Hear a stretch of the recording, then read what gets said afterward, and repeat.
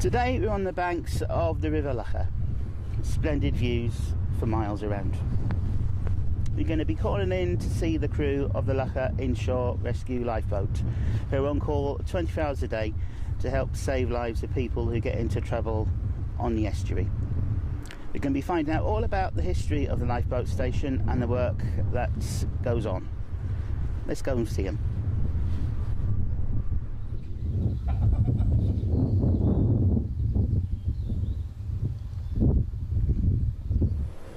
Right, as you can see, I'm already wearing most of my gear, but what you can't see is the bunny suit I'm wearing underneath. Now this will keep you alive in our standard temperature water for 3 to 5 hours. It's a life-saving piece of kit. Then we move to the dry suit.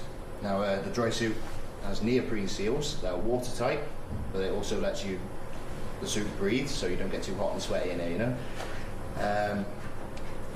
They are expensive pieces of kit. It's $395 for this. The bunny suit is $200, and this amazing piece of kit, the life jacket.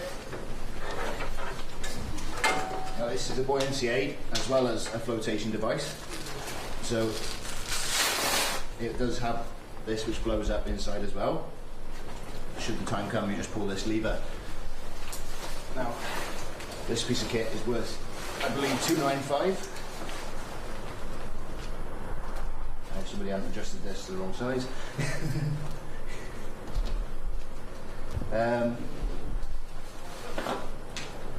Right.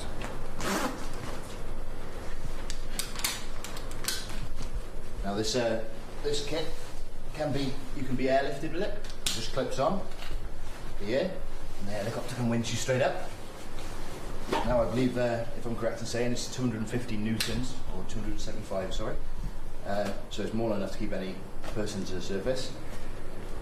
By here you've got your flares. You've got your day and night flare, just in this pouch here. That's your night showing, the red one with the dots on top.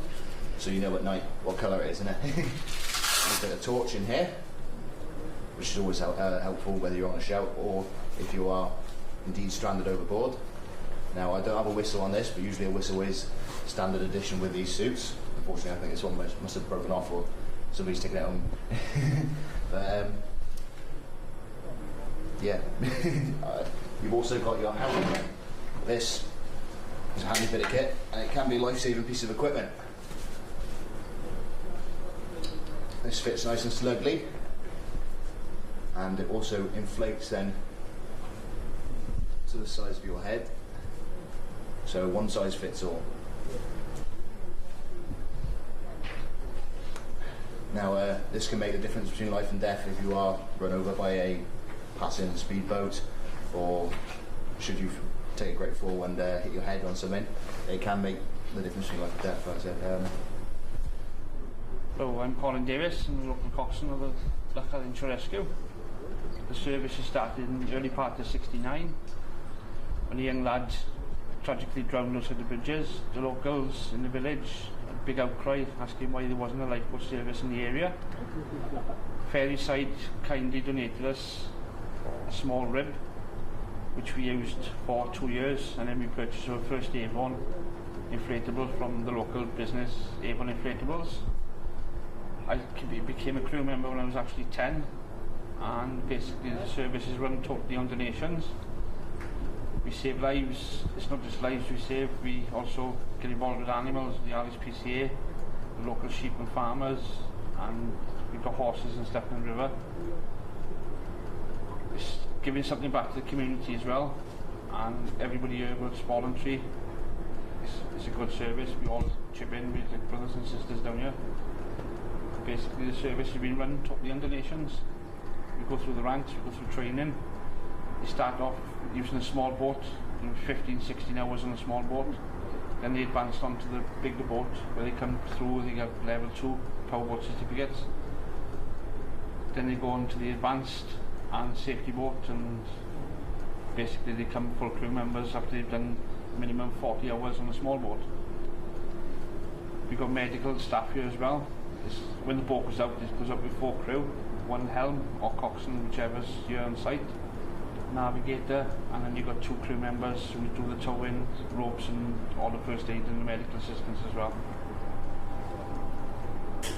We currently run 558 metre ribcraft inflatable boat. This is the sixth boat we've had down in Loughor. We normally run the boats for 10 years, the engines for 5. This is run with 260s and we've got a capability of 35 knots with 4 crew member and fully kitted on board. This current vessel is 2-year-old. In 3 years' time we'll be looking for 14,000 to buy 2 new engines. And then after that then we'd be running 5 years, we'd be looking for a new boat which is in the region of between 40 and 60,000, which we collect via doing donations and public events in the area. We've got a local fisherman competition that we have regattas, we have festival of tides, and we get local business people donating money to us. And we had friends of Poseidon who have finished their thing, and they came down last week and they gave us a £1,000 donation for our funds. Basically we've got junior crew as well. They start off as 16 to 18. They don't actually go into active duty until they're actually 18. And basically at the moment we've got a current crew of 30. So we've been out on the boat in the River Loughor and had quite an enjoyable day finding out what goes on here. With me is Richard, who's trustee and medical officer with Loughor Inshore Rescue. Thank you for letting us come here today. Thank you. Can I ask you first of all, when did the lifeboat start coming out of Loughor? The lifeboat started operating in the estuary area in the 1969 time frame. Yeah. It was following an incident which happened on the estuary where a young lad was drowned, and the members of the community, especially a gentleman by the name of Wilf Pittman, decided that it would be appropriate to try and start a lifeboat service to prevent any further tragedies from happening within the area. Now the river here is notorious for its currents, isn't it? That's correct, it is. It's quite a fast-flowing, dangerous river. Yeah, and there's been a number of different incidents that took place, which made Loughor need an inshore lifeboat, isn't it? That's right. There's been a number of instances over the years where there have been problems, and instances where individuals have been cut off by the tide and vessels have become into distress. And very much as we are a tidal area, the necessity for the boat is quite essential. Where do you get the funding from to keep the service running? All the funding we receive is purely and simply based from the community in which we serve and operate. Yeah. We receive our funding from collection days and fundraising activities that we do, and donations that we receive from various organisations, and also through the range of collection tins which we have placed within the community area. The collection tins are very important to us because it allows people to know that we're out there in the community, and we're very grateful for every penny we receive, literally. Certainly we're grateful for every penny because a service like ours does cost a significant amount of money to run per year, and we have incurred several hefty running costs recently. We've had to replace our tractor, which cost us in excess of £15,000 to £20,000, and we do have, as well as the boats that you've seen operating today, an auxiliary emergency reserve boat, which is used for operating in shallower water and flood rescue situations. And unfortunately the auxiliary boat we had was 15 years of age, and it's come to the end of its service, and we've had to replace that, and hopefully within the next 1 to 2 weeks we'll be receiving our replacement boat from Avon, and that's costing us approximately £5,000 to £6,000 just for the boat alone, and is going to cost an additional £4,000 for the engines. So we do actually receive every penny from the community, and we are very grateful for it, and grateful for all the support that we receive. Now when the call comes in, how long does it take for the crew to get the lifeboat launched? When we receive a call, it comes from Swansea Coast Guard via our pager system, and usually most of the crew live within the area of about 3 miles of the station, and someone can be on station usually within 2 to 3 minutes. And time from call to launch, I think the most efficient we've ever done is 5 minutes. On average, it takes about 8 minutes from call to launch, and that's with the boat being on the water and on their way to the casualty situation. Yeah. Now, on average in a year, how many rescues is a lifeboat involved with? It's very difficult to say an average per year. We can certainly say that in the years we've been operating, we've had in excess of 400 or 500 call-outs. This year alone, we're currently at about 45 call-outs. Our numbers of call-outs are increasing year on year, and quite interestingly, we can go from having 1 or 2 call-outs per month to one occasion where we've had 3 call-outs on one day. Yeah. Now, over the years, there have been many different shapes and sizes of boat, haven't there? That's correct, they have. What one is currently being used? We currently have a Ribcraft rigid inflatable boat on station. It's a boat that we replaced 2 to 3 years ago now. The average life expectancy of the boats that we operate with is 10 to 15 years.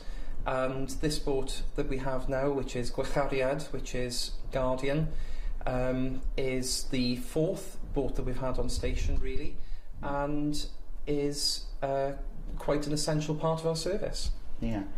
Now, how many members of crew are there based here at the moment? Currently, we have 22 fully operational boat crew. We have approximately 12 shore crew, and a new initiative which we've started is a junior crew section, which are crew members under the age of 16, so they can develop their skills and become involved with the boat and the community, and eventually become full crew members as they get older. Yeah, now the training. If you want to become a member of crew here, what kind of training do you go through? The training that every member goes through is initially a probationary period. During the probationary period, the crew members experience boat operations and observations and have to complete a task book.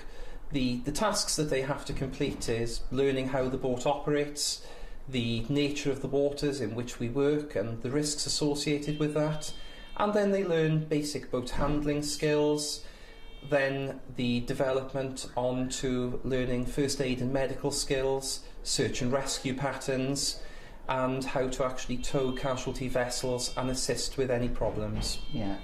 Now, if anybody wants to find out more about the lifeboat and its goings-on, how can people do that? People can access our website, which is updated on a regular basis, or if they're interested in joining the lifeboat, one of the best ways is to call us on Swansea 891 891. And also we're here every Wednesday evening throughout the year and every Sunday morning, because Wednesdays and Sundays are our training days, and it's the opportunity for people to come and see what we do, and we welcome anyone coming to observe us, because we are there for the community as the community are there for us. Thank you, Richard, for your time today, and to the rest of the crew here for letting us come down and see what goes on. Thank you very much. Thank you.